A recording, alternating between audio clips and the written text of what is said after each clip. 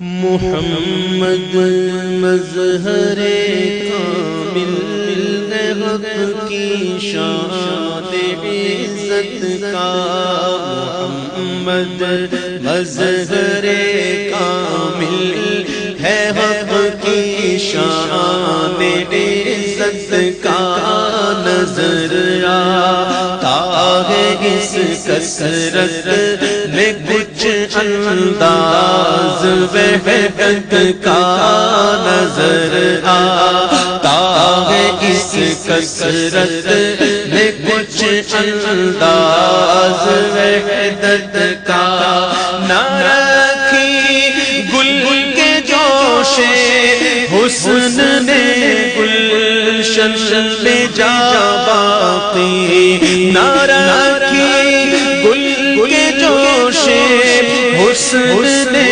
گلشن میں جا باقی، چٹکتا پھر کہاں غنچہ کوئی باغ رسالت کا، چٹکتا پھر کہاں غنچہ کوئی باغ رسالت کا، ما كان محمد أبا أحد من رجالكم ولكن رسول الله وخاتم النبيين۔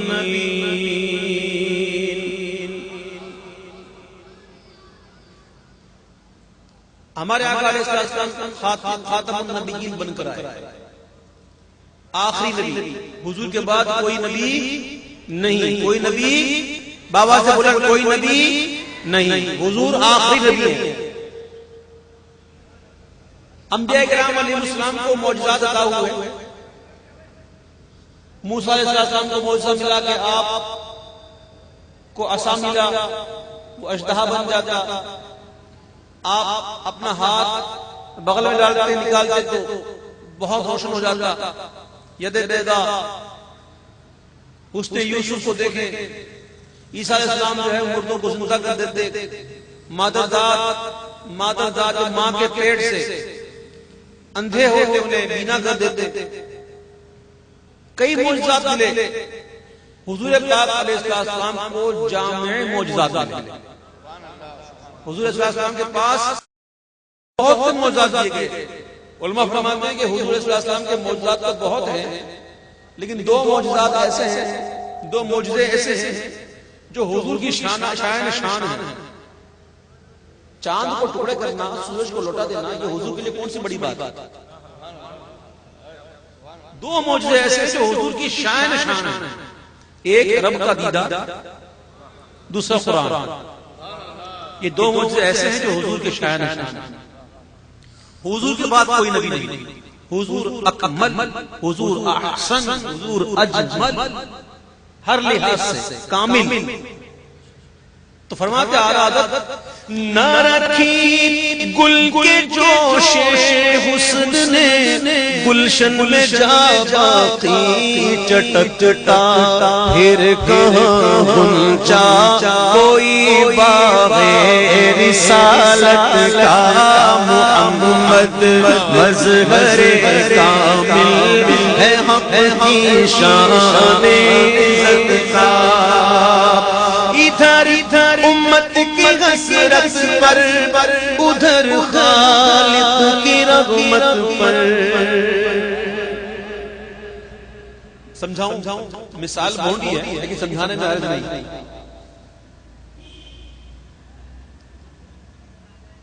سمجھانے میں عرض نہیں، سمجھانے کے لیے مثلا ایک بچہ ہے، وہ اپنے باپ سے ضد کر رہا ہے، ابو کسی چیز میں ضد کر رہا ہے کہ یہ چاہیے، یہ چاہیے، ابو جو ہے وہ لفٹ نہیں کروا رہا ہے، بیچ میں کوئی رحم دل شخص کھڑا ہو گیا، وہ کبھی بچے کو دیکھے، کبھی اس کے باپ کو دیکھے، بچے کو دیکھے تو حسرت سے دیکھے، اور باپ کو دیکھے تو کہے باپ کرم کر دینا، سمجھ میں آئی بات؟ بچے کی حسرت کو دیکھے پھر باپ کو دیکھے کرم کر دے۔ یہ میں نے مثال سمجھانے کے لیے معاذ اللہ اس سے مراد یہ نہیں، اسے سمجھانے کے لیے کہ حسرت اور رحمت کی امید کیا ہے. قیامت کا دن ہوگا، نفسی نفسی ہوگا، کوئی کسی کا نہیں ہوگا. امت حضور کے پاس جائے گی، سب تمام انبیاء سے ہو کے گھوم گھوم کر حضور فرمائیں گے غلام مایوس کیوں ہوتے ہو؟ انا لا، میں تو ہوں اسی لیے میں شفاعت کروں گا. اب حضور کی چشمان کرم کبھی اس طرف کبھی اس طرف، کبھی اس طرف کبھی اس طرف، وہ چشمان کرم کریم جن کے بارے میں رب کہتا ہے ما زاغ البصر وما طغى، جن کی نظر کی تعریف رب کرے، ان نظروں کا عالم میدان محشر میں کیا ہوگا. اعلیٰ فرماتے ہیں ادھر امت کی حسرت پر ادھر خالق کی رحمت پر نرالا طور ہوگا گردش چشم شفاعت کا نرالا طور ہوگا گردش چشم شفاعت کا. آنکھوں کی آنسوؤں سے کہہ رہے ہیں کہ اے میری آنکھوں کے آنسو، اے میرے رونے، تو جو رو رہا ہے، اے میرا رونا، تو جو رو رہا ہے تو میری مدد کر.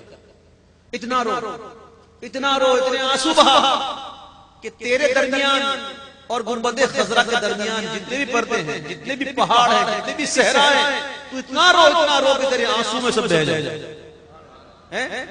کیا کہہ رہے ہیں اعلیٰ حضرت؟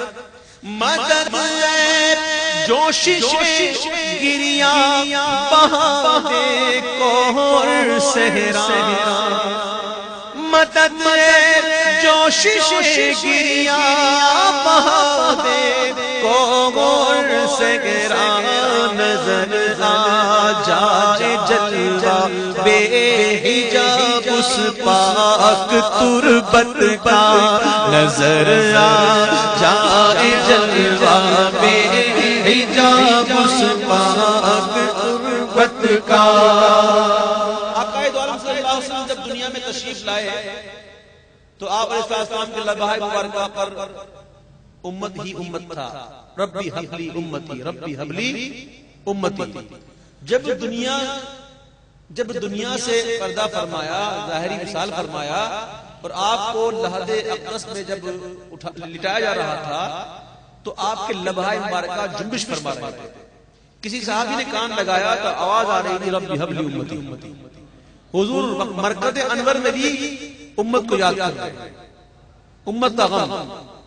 اعلیٰ حضرت کہتے ہیں جنہیں مرقد میں حشر امتی کہہ کر پکارو گے، جنہیں مرقد میں کہہ کر پکارو گے، ہمیں بھی یاد کر لو ان میں صدقہ اپنی رحمت کا، ہمیں بھی یاد کر لو ان میں صدقہ اپنی رحمت کا. رضائے خستہ جوش بغیر سیاہ سے نہ گھبرانا،